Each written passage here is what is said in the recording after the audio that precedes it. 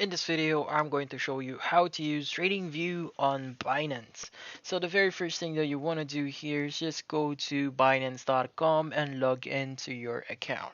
Once you've done that, go ahead and hover over the trade option here. And here you want to find the spot option. Just click on it.